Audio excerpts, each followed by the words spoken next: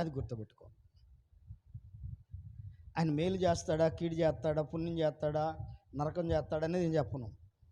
ఆయనకి నచ్చంది నువ్వేమని చేస్తే దానివల్ల నీకు ఇబ్బంది. అదొక్కటి మాత్రం నీ మనసున తలపోసుకొచ్చాలి. ఆయనకి నచ్చనివి ఏమన్నా ఉంటాయి, అవి దుర్దినాలుగా నీ ముందుకు వస్తాయి. ఆ దుర్దినాలు ఎలా ఉంటాయి అంటే, కంటికి నిద్ర ఉండదు, పంటికి రుచి పంటికి ఏం తగలదు, నాలుగు రుచి తగలదు, పంటికి గట్టిదనం తగలదు, మనసుకు సంతృప్తి అనిపించదు, జీవితంలో అశాంతి మాత్రమే మిగిలిద్ది. కనుక ఇలాంటి పరిస్థితుల్లో మానవునిక జీవితంలో క్షేమాన్ని ఇవ్వటానికి మానవుడిని దేవుడు ప్రేమించి మానవుడికి ఇస్తున్న ఒక ప్రాముఖ్యమైన సమయము దేవుడు సెలవిస్తున్న మాటలు అంటున్నాడు. దుర్దినములు రాకముందే ఇప్పుడు వీటి యందు నాకు సంతోషము లేదని చెప్పు. సంవత్సరములు రాకముందే ఎలాంటి కాలం వచ్చిందంట? సంవత్సరాలే వస్తాయంట, రోజులు కాదు. మా అర్థమైందా? రోజులు కాదు. ఈ రోజున ప్రభువుని విడిచి నీ ఇష్టానుసారమైన ఆలోచనలతో నువ్వు జీవితాన్ని గడుపుతూ ఉంటే సంవత్సరాల తరబడి దుఃఖాప్రాప్తంలో నీ జీవితాన్ని గడపాల్సి వచ్చింది. రోజుల తరబడి కాదు, సంవత్సరాలు నీ కుటుంబము నరక ప్రాప్తంలోకి వెళ్ళాల్సి వచ్చింది. మానసికంగా అన్ని విధాల కృంగిపోవాల్సి వచ్చింది. ఫైనాన్షియల్గా ఒక పక్క నుంచి సపోర్ట్ నీ దగ్గరకు వస్తున్నా మరలా ఒక పక్కన ఏదో తెలియని లోటుపాట్లు నీకు కనబడుతూ ఉంటాయి. ఇవి సంవత్సరాల కారణం ఏమిటంటే, దుర్దినాలు రాకమునిపే వాటి యందు నాకు సంతోషం లేదని చెప్పు. సంవత్సరాలు నీ దగ్గర రాకమునిపే అంటున్నాడు. నువ్వేం చేయాలి? నీ సృష్టికర్తను స్మరణకు తెచ్చుకోవాలి, దేవుణ్ణి స్మరణకు తెచ్చుకోవాలి. ఏ వ్యక్తి అయితే దేవుణ్ణి స్మరణ తెచ్చుకునే వ్యక్తిగా, ఏ వ్యక్తి అయితే దేవుని మీద ఆధారపడే వ్యక్తిగా, ఏ వ్యక్తి అయితే దేవుని కొరకు బ్రతికే వ్యక్తిగా, ఏ వ్యక్తి అయితే దేవుడే లేకపోతే నేను లేను అన్న ఆలోచన కలిగిన వ్యక్తిగా ఉంటాడో ఆ వ్యక్తి పట్ల దేవుని ప్రణాళిక చాలా గొప్పది, చాలా గొప్పదండి. ఏముందండి మన జీవితంలో? ఆయుష్ ఉన్నంత వరకు ఎగిరి పడతాం. ఆయుష్ కాదండి, ఆరోగ్యం ఉన్నంత వరకే. ఆయుష్ తీసేయి. ఆరోగ్యం ఉన్నంత వరకు ఎగిరి పడతాం. ఆరోగ్యం కాస్త జాడిచ్చి 4 మోషన్లు అయితే చాలు. రోజుకి ఒక 4 రోజులు జాడిచ్చి ఒక 5-6 మోషన్లు అయితే చాలు. ఏం చేస్తాం? అంటాం గట్టిగా. నీకు పదం నోట్ల నుంచి మాట కూడా రాదు, ఎక్కడికి వెళ్తామో తెలీదు. ఎంతోడు దానికి ఎగిరిగిరి పడతాం. అంత అవసరం అంటావా? నాకు తెలిసిన అనుభవంలో చెబుతున్నా. అర్థమైందండి? ఎంతోడు జీవితానికి బావురు కప్పలాగా నోరేసుకుని ఓపిక ఉందని ఏమండి గట్టిగా మాట్లాడుకొని గట్టిగా అరుచుకుంటూ గట్టిగా ఒక్కసారి ఆలోచించండి. ఇప్పుడు దీని బిడ్డలారా, క్రైస్తవుని జీవితం దుర్దినాలని దగ్గరకు రాకమునిపే దేవుని వైపు నువ్వు మనసు పెట్టే వ్యక్తిగా నువ్వు మారాలి. అపాయం నీ దగ్గరకు రాకమునిపే సృష్టికర్త అయిన దేవుని స్మరణ తెచ్చుకునే వ్యక్తిగా నువ్వు మారాలి. ఎప్పుడైతే సృష్టికర్త అయిన దేవుని స్మరణ తెచ్చుకుంటావు, నీ జీవితం దీవెనకరంగా మార్చబడింది. దావీదు అంటాడు కదా, శ్రమ కలగక మునిపే నేను నా త్రోవను విడిచితిని. శ్రమ కలుగుతుందని తెలుసుకున్నాడు. ఈ ప్రాంతానికి వెళ్తే అపాయం అని తెలుసుకున్నాడు. వీరితో సహవాసం చేస్తే ఇబ్బంది అని తెలుసుకున్నాడు. ఇలా మాట్లాడితే నష్టం కలుగుతుందని తెలుసుకున్నాడు. ఇలా ఉండటం వల్ల నాతో ఎవరు ఉండరని తెలుసుకున్నాడు. కనుక ఇప్పుడు అది శ్రమలా తన దగ్గరకు రాకమునిపే తన ఆలోచనలు మార్చుకున్నాడు, తన ఉద్దేశాలు మార్చుకుంటున్నాడు, తన నడకను మార్చుకున్నాడు, తన పరిస్థితిని మార్చుకున్నాడు, తన స్థితిని మార్చుకుంటున్నాడు. ఈ రోజున క్రీస్తుని కలిగిన వ్యక్తిగా నువ్వు ఎలా ఉన్నావు? ఎలాంటి ఆలోచనలతో, ఎలాంటి ఆత్మ సంబంధమైన జీవితాన్ని కలిగి ఉంటున్నావు? దేవుడు అంటే లెక్క లేకుండా చాలామంది బ్రతుకుతున్నారండి. దేవుడు ఎంత గొప్పోడో తెలుసా? ఒక మాట మీతో పంచుకోవాలనుకోండి ఈ సందర్భంలో. ఇప్పుడు దీని బిడ్డలారా, ఒక ఆయన నది ఒడ్డున కూర్చున్నాడంట. నది ఒడ్డున కూర్చుంటే అది ఒక తేలంట నదిలో కొట్టుకొస్తుందంట. తేలు నదిలో కొట్టుకొస్తుంటే ఈయనకి ఆలోచన వచ్చింది. తెలంగా చూస్తూ ఉన్నాడు. అదే మునుగుతూ లేస్తా అలా కొట్టుకు వెళ్ళిపోతూ ఉందంట అని చూస్తూ ఉన్నాడు. కొట్టుకురావటం చూస్తూ ఉంటే ఈయనకి మనసులో అనిపించింది దాన్ని కాపాడదామని. ఆ చుట్టుపక్కల ఏం చూసినా చేత్తో పట్టుకోవడం తప్ప దానికి కర్రతో లాగదామన్నా దేనితో పట్టుకుందామన్నా కుదరని పరిస్థితి. ఈయన ఏం చేస్తాడంటే గబుక్కున కొంచెం దిగేసి ఆ తేలిని అలా చేత్తో పట్టుకుని పైకి లేపాడంట. లేపి ఒడ్డు మీద వేద్దామనుకు లోపుకి తేలికున్న లక్షణం ఏంటి? కొండెంతో ఘాటేయటం. అది వెంటనే కొండెంతో కాటేసిందంట. కాటేయంగానే నొప్పేసి వదిలేశాడంట. వదిలేయంగానే మళ్ళీ నీళ్ళలో మునిగిపోయిందంట. అయ్యో నీళ్ళలో మునిగిపోయింది కదా అని మరలా లేపాడంట. మరలా కాటేసిందంట. మరలా లేపాడంట. మరలా కాటేస్తుందంట. ఈ కథ అంతా ఒడ్డు మీద ఒక ఆయన చూస్తూ ఉన్నాడంట. చూస్తూ ఉంటే ఆయన అన్నాడంట, అరే ఇన్నిసార్లు తేలిని కొడుతుందే, కుట్టే తేలిని ఎందుకు దాని దారిని దాన్ని వదిలేస్తే పోయిద్దిగా, వెళ్ళిపోయిద్దిగా. ఆ కుట్టే తేలిని దాన్ని వదిలే, అది వెళ్ళిపోయింది, చచ్చిద్దో బతికుద్దాం, దాని సంగతి నీకు ఎందుకో. నువ్వు అపాయంలో పడుతున్నావు, నష్టంలో పడుతున్నావు, ఇబ్బందులు పడుతున్నావు, సమస్యలో పడుతున్నావు, నీ ప్రాణానికి హాని దానివల్ల కనుక దాన్ని వదిలేయి అని అంటే అన్నాడంట ఆయన. దానికి కుట్టే లక్షణం ఉంది, దానికి నాకు కాపాడే లక్షణం నాకు ఉందన్నాడంట. కాటేసే లక్షణం దానికి ఉంటే రక్షించాలనే లక్షణం నాలో ఉందయ్యా అన్నాడంట. ఈ రోజున దేవుని ప్రేమ కూడా అలాంటిది.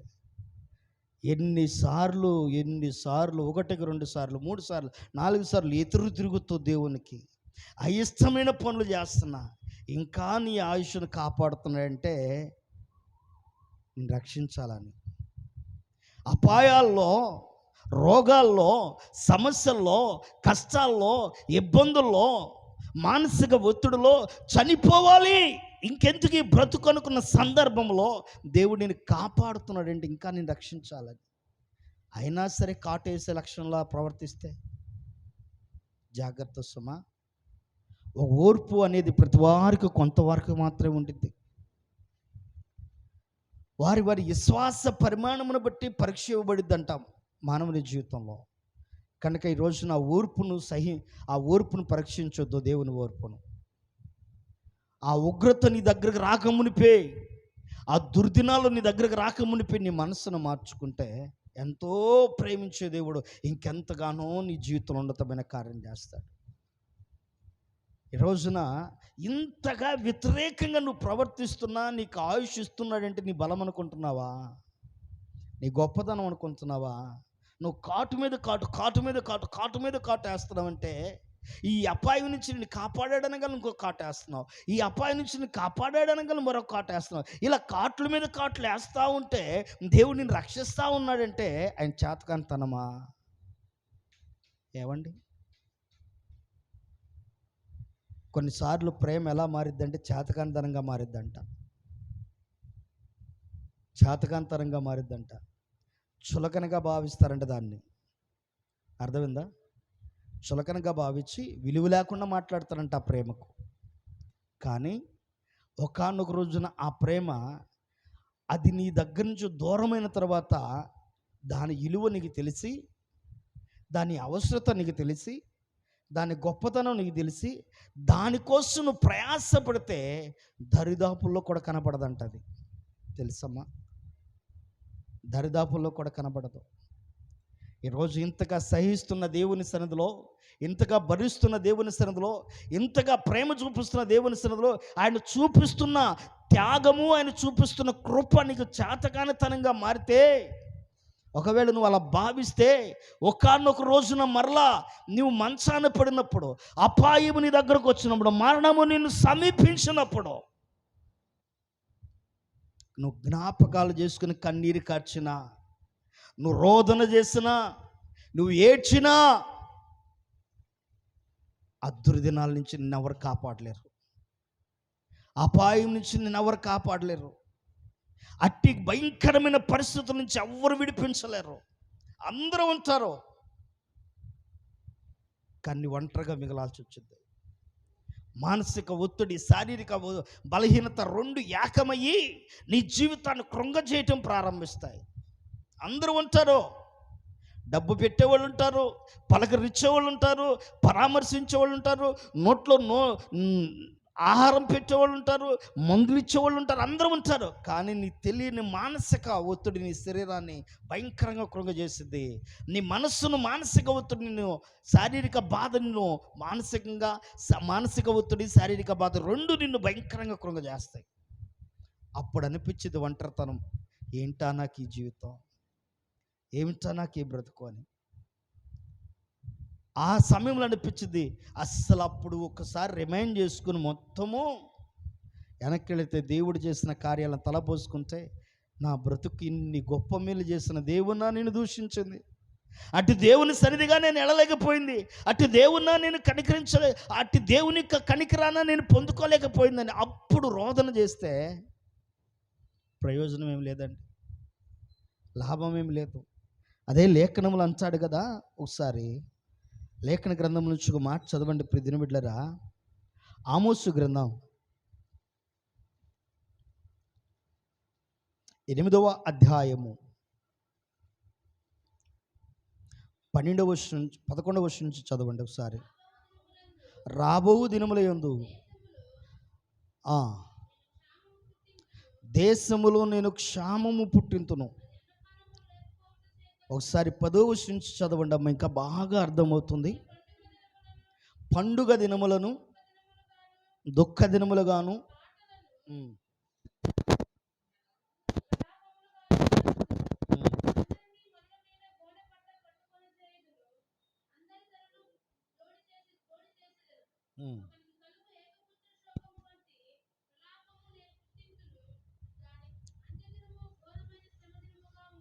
అంత్య దినములు ఎలా ఉంటాయంట, ఎలాంటి దినాలుగా ఉంటాయంట, ఘోరమైన శ్రమ దినాలంట. బాగా గుర్తుపెట్టుకోండి, ఈ శ్రమ దినాలు ఎలాంటి అంటే ఘోరమైనవి. ఎవ్వరూ అతిక పరిస్థితి నుంచి విడిపించలేరు, అటు అపాయం నుంచి ఎవరు కాపాడలేరు. ఏ డాక్టర్ని మానసికంగా కృంగిపోతున్న నీ రోగానికి మందు ఇవ్వలేరు. ఒకవేళ నిద్ర మాత్రలు ఇచ్చి నిన్ను పడుకోబెడుతూ నువ్వు లేవంగాల మరలా అది గుర్తొచ్చుతుంది నీకు. ఒక క్వార్టర్ మందేసి మరలా పడుకుంటూ, ఒక ఫుల్ మందేసి మరలా పడుకుంటూ మళ్ళా లేవంగాల మళ్ళీ గుర్తొచ్చింది నీకు ఆ సందర్భం. ఏదో చెయ్యాలని మరలా ప్రయోగం చేసి మరలా లేవంగాల ఒక మొత్తం ముందు దాకి పడుకుంటూ మరలా లేవంగాల మళ్ళీ గుర్తొచ్చింది. అది అంత ఘోరమైనవిగా మారుతాయి, అంత అపాయకరమైనవిగా మారుతాయి, అంత భయంకరమైన దుర్దినాలంటే అంత ఇబ్బందికరమైన దినాలవి. అలాంటి దినాల గురించి చెప్తూ అంటున్నాడు కదా, చదవండి. రాబో దినముల యందు దేశములో నేను క్షామము పుట్టింతును, అది అన్నపానము లేకపోవడం చేత కలుగు క్షామముగాక యెహోవా మాటను వినకపోవటం వల్ల కలుగు క్షామముగా ఉండును. దేనివల్ల ఉంటుందంట, దేవుని మాట వినకపోవటం వల్ల. ఈ రోజున తినటానికి తిండి దొరుకుతుంది, చేయటానికి పని దొరుకుతుంది, పడుకోవడానికి మంచి ఇల్లు ఉంది, వేసుకోవడానికి మంచి ఏసీ ఉంది, చూడటానికి మంచి కలర్ టీవీ ఉంది. నాకేంట్లే, నాకేంటంట, అంత హ్యాపీగా ఉంది, నాకేంటి నా జీవితానికి, ఇంకెంతకంటే ఏం కావాలా? మందిరానికి వెళ్తే పాస్టర్ గారికి 10 రూపాయలు కానుకేయాలి, అదే ఇంట్లో ఉంచి 100 రూపాయలు తగలబెట్టవచ్చు. అర్థమైందండి? మందిరానికి వెళ్ళి 10 రూపాయలు కానుకేయడానికి చేతిలో డబ్బులు ఉండవు. అదే బయటికి వెళ్ళి బజారుకి వెళ్ళి ఏదైనా తగలబెట్టడానికి ఎంతైనా వస్తాయి ఆ టయానికి. దేవుని మాటలు వినటానికి మనసు రాదు. అదే లోకానుసారమైన కాలక్షేపం చేయడానికి చాలా సమయం దొరుకుద్ది. ఎంత టైం అంటే అంత ఫ్రీ టైమే. కానీ మందిరానికి వెళ్ళి 2 hours అండ్ 2.5 hours 3 hours ఎలా ఉండేది, బిజీ షెడ్యూల్, టైం లేదండి. ఏడగంటానికి, ఏడ గడపటానికి. ఒక విశ్వాసం అంట ప్రభు సన్నిధిలో భారంగా ప్రార్థన చేస్తుందంట. ఎంత భారంగా చేస్తుందంటే, ప్రభా నీ రాజ్యాన్ని నేను చూడాలయ్యా, నీ రాజ్యం నేను చూడాలయ్యా, నీ రాజ్యం నేను చూడాలయ్యా అని భారంగా ప్రార్థన చేస్తుందంట. దేవుడు అన్నాడంట, ఆయన రాజ్యాన్ని చూపించాడంట. చూసిందంట, ప్రభా నీ రాజ్యంలోకి నేను రావాలయ్యా, నన్ను తీసుకెళ్ళయ్యా అంటున్నాడంట. అంటుంటే ప్రభు అన్నాడంట, నా కుమార్తె టైం లేదమ్మా, అప్పుడు నా రాజ్యంలోకి నేను తీసుకెళ్తా కదా అంట. ఏమన్నాడు, టైం లేదమ్మా అన్నాడంట. ఈ టైం లేదమ్మా అన్న మాట ఈమెకెక్కడో కనెక్ట్ అయిందంట. ఎవరిని అడిగినా ఎక్కడ ప్రార్థన రమ్మన్నా టైం లేదండి, చాలా బిజీగా ఉన్నానండి, కుదరదట్లేదండి. పిల్లలకి బోవు పెట్టాలండి, మా ఆయనకి అన్నం పెట్టకపోతే తిడతాడండి, మా పిల్లలు అమ్మో ఇబ్బంది అవుతారండి. ఏం చేయడానికి? పనికి మన కబుర్లు చెప్పినాడు మీ ఆయన తిట్టడా, మెచ్చుకుంటాడా?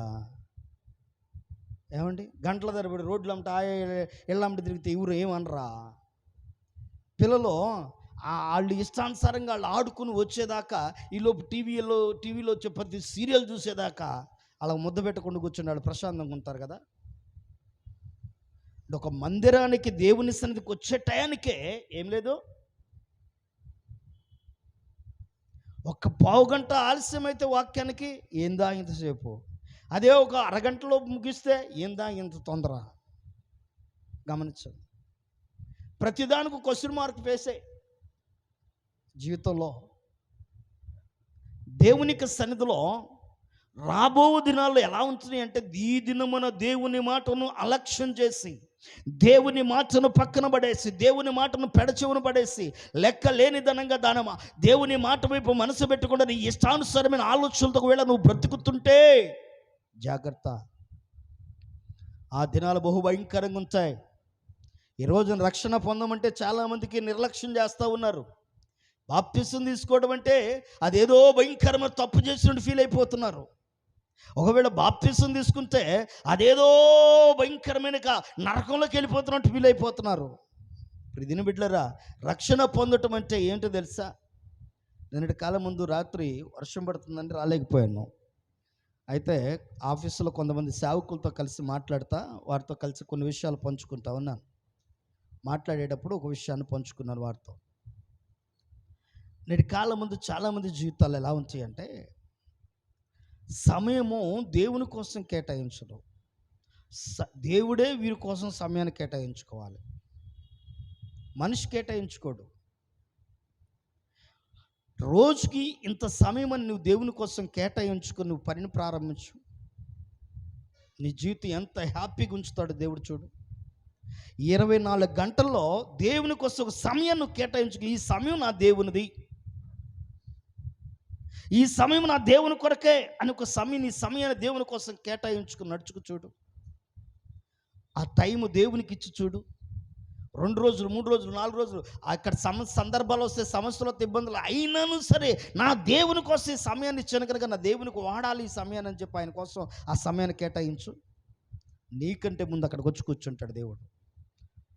నా లైఫ్లో అది ఒక ఎక్స్పీరియన్స్, నేను అనుభవించున్నాను. అది బైబిల్ ట్రైనింగ్ చేస్తున్నప్పుడు 2002వ సంవత్సరం, 2003వ సంవత్సరం బైబిల్ ట్రైనింగ్ చేస్తున్న టైంలో సాయంత్రము మాకు 4 గంటలకు కాలేజీ అయిపోతుంది. 4:30 కల్లా ఇంటికి వెళ్ళిపోయి ఒక హాఫ్ అన్ అవర్ బాత్ చేసుకుని, ఆ తదుపరి అవుటర్స్కి ఏదన్నా షాప్ కానీ ఎక్కడికైనా వెళ్ళి రావడానికి 6 గంటల వరకు సమయం ఇస్తారు, 6:30 వరకు. ఈలోపు నేను ఏం చేస్తానంటే, మినిమం హాఫ్ అన్ అవర్ లేక 1 అవర్, ఒక హాఫ్ అన్ అవర్ అన్నా లేకుండా 1 అవర్ అన్నా, ఒక కార్నర్ ఉండిద్ది ప్రహరీ గోడ, ఆ ప్రహరీ గోడలో కార్నర్ బిట్టు ఆడికి వెళ్ళిపోయి ఒక రౌండ్ గీసుకున్నా. ఆ రౌండ్ గీసుకుని ఆడికి వెళ్ళిపోయి ఆ టయానికి మోకరించి 2 చేతులు ఆ గోడ మీద ఇలా పెట్టి ప్రార్థన చేసేవాడిని మోకరించి. ఒక రోజున నేను దగ్గర ఒక పావు గంట 20 నిమిషాలు ఆలస్యంగా వెళ్ళాను. ఆడికి మోకరించంగా ఒక స్వరం వినబడుతుంది నాకు, నా కుమారుడా ఎందుకింత ఆలస్యమైందని. నాకేం అర్థం కాల. మరలా మోకరించి ఆలోచిస్తూ ఉన్నా, నా కుమారుడా నీతోనే ఎందుకింత ఆలస్యమైంది అని అన్నాడు. ప్రభా నీవేనా అన్న సందేహంతో. నేనే నా కుమారుడా, నీకంటే ముందుగా ఎప్పుడు వస్తావా ఎడకని ఎదురు చూస్తూ ఉన్నాను నీ దగ్గరకు వచ్చి. ఒక సమయాన్ని దేవుని కేటాయించు, నువ్వు చూడు, ఆ సమయం నువ్వు ఫాలో చేయి, నీకంటే ముందు అక్కడికి ప్రభు వచ్చి కూర్చుంటాడు. ఎప్పుడు ఈ ప్లేస్లో కూర్చుని నా కుమారుడు, ఎప్పుడు ఈ ప్లేస్లో కూర్చొని ప్రార్థించిన కుమార్తె ఎప్పుడు వచ్చిందా, ఆమె ఏం మొరపెట్టబోతుందా, అతను ఏం చెప్పబోతున్నాడా, నాకు ఏ విజ్ఞాపన చేయబోతున్నాడా, వారి ప్రార్థనని ఆలకించి వారికి ప్రతిఫలం ఇవ్వాలని నీకంటే ముందు ఆసక్తి కలిగి ఆ ప్రదేశానికి వస్తాడు దేవుడు. అందుకని బైబిల్ లేఖన గ్రంథంలో ఏమని రాయబడం తెలుసా? ఈ మందిరమునందు చేయబడుతున్న ప్రార్థన మీద ఆయన కనుదృష్టి. కారణం ఏంటి తెలుసా? దేవుని కోసము నిర్ణయించబడిన ఈ ప్రదేశం ముందు దేవుడు తన మహిమని ఇక్కడ ఉంచబోతున్నాడు. తన మహిమను ఇక్కడ ఉంచబోతున్నాడు. అందుకని తన మహిమను ఇక్కడ ఉంచబోతున్నాడు కనుక ఆయన ఎదురు చూస్తూ ఉంచాడు. కనుక నా ప్రియ సహోదరి సహోదరులారా, నిర్లక్ష్యం చెయ్యొద్దు. తినటానికి నిర్లక్ష్యం చెయ్యి, తప్పులేదు. ఏదైనా పనికి నిర్లక్ష్యం చేయి, తప్పులేదు. ఊరికి వెళ్ళడానికి నిర్లక్ష్యం చేయి, తప్పులేదు. ఏదైనా ప్రోగ్రామ్కి వెళ్ళడానికి నిర్లక్ష్యం చేయి, తప్పులేదు. ఏదైనా ఫంక్షన్కి వెళ్ళడానికి నిర్లక్ష్యం చేయి, తప్పులేదు. కానీ దేవుని సన్నిధిని నిర్లక్ష్యం చేసావా, వాటికంటే ఇది మహా ఇబ్బందికరమైంది. అర్థమైందా? ఈ రోజున ఫంక్షన్ అంటే నిర్లక్ష్యం లేదు. 3 రోజుల ముందే ప్రిపరేషన్ స్టార్ట్ అవుతుంది. ఆదివారం పూట ఆరాధన అంటే, ఒకవేళ మీటింగ్స్ 3 రోజులు మీటింగ్స్ అంటే, పాస్టర్ గారు ఆరాధన అయిపోయి వాక్యం చెప్పేటప్పుడు వెళ్ళొచ్చులే, అబ్బా ఏముంది మనం వెళ్ళా అటు చేసే పాట ఏందంట, అటు చేసే పని ఏంది, కాసేపు కూర్చుంటామేగా. కూర్చోవడం అని ఎవరన్నారు? వచ్చి గుంజ పట్టుకుంటే సరిపోయేదిగా. మనోడు తెలివిగల వాళ్ళు ఎక్కడ వెళ్ళినప్పుడల్లా వాడుతుంటారు. అప్పుడప్పుడు బాబీ కూడా వాడుతున్నాడు ఈ మధ్యన. మీటింగ్కి చెప్పానుగా, కరివేపాకు ఎత్తుగా చాలు పని చేసినట్టు అని. అర్థమైందా? వంట చేసేటప్పుడు ఏమైతే కరివేపాకు వేసిన పని చేసినట్టనని. కనుక అలా పనులు చేయమాకండి. వచ్చి అక్కడికి వచ్చి నిలబడి ఏదో ఒక పని, అప్పుడు నలుగురికి ఏం కనబడింది తెలుసా? చాలా నిండుగా కనబడింది. ఒక రోజున ప్రభువుని నమ్ముకున్న కుటుంబము వారు, తల్లిగారు ప్రభువునందు కాలం చేసింది. కొన్ని సంవత్సరాల తర్వాత కాలం చేస్తే వాళ్ళందరూ భయంకరమైన ఇబ్బందికరమైన పరిస్థితి. ప్రార్థన పూర్వకంగా తీసుకెళ్తామంటే ఊరుకోరు వాళ్ళు, చేద్దామంటే. ఆ తల్లి ఏమో 40 రోజులు ఉపవాసం ఉండి చనిపోయింది. నేను ప్రార్థన పూర్వకంగా నా జీవితం గడపాలి, అలాగే ఉంటాను, నా భూస్థాపన కూడా అలాగే జరగాలని. ఆ టైంలో ఏం చేయాలో నాకు అర్థం కావట్లా. ఆలోచన వచ్చింది. వెంటనే అయితే దగ్గరికి బ్యాచ్కి ఫోన్ చేసి,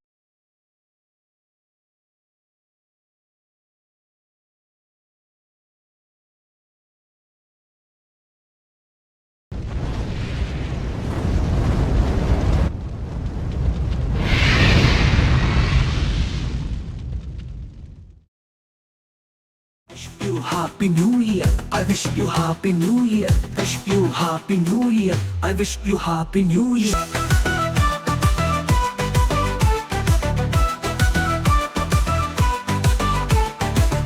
శ్రీ యేసు గీతాలతో, హల్లెలూయా స్తోత్రాలతో సాగిపోయేదము నూతన వత్సరములో. శ్రీ యేసు గీతాలతో, హల్లెలూయా స్తోత్రాలతో సాగిపోయేదము నూతన వత్సరములో.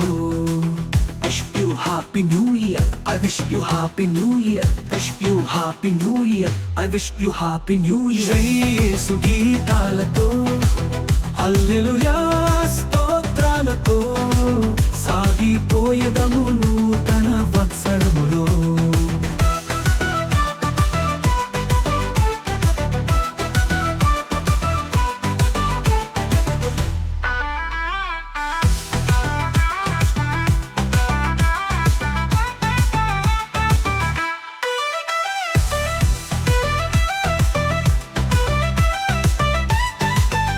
పాపమును విడిచి లోకాశలను జయించి విజయ గీతాలతో ప్రభు యేసుని ఆరాధింప.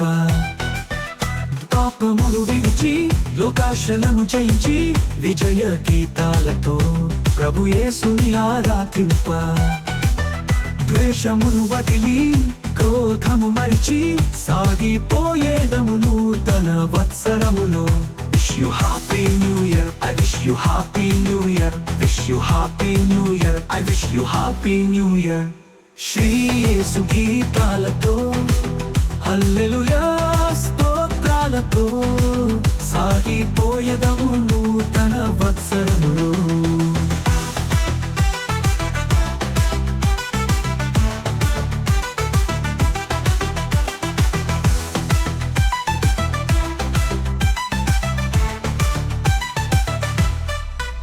సాతానును ఎదిరించి శాశ్వత జీవముకై రక్షణ వస్త్రము ధరించి జీవవాక్యము చేత పట్టి.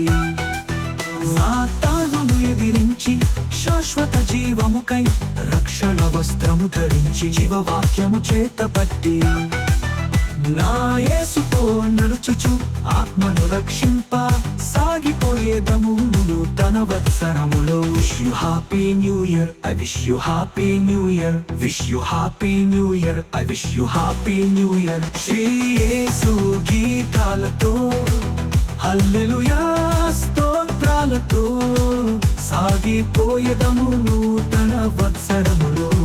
శ్రీ యేసు గీతాలతో హల్లెలూయా స్తోత్రాలతో సాగిపోయేదము నూతన వత్సరములో. Wish you happy new year, I wish you happy new year, wish you happy new year, I wish you happy new year. Wish you happy new year, I wish you happy new year, wish you happy new year, I wish you happy new year.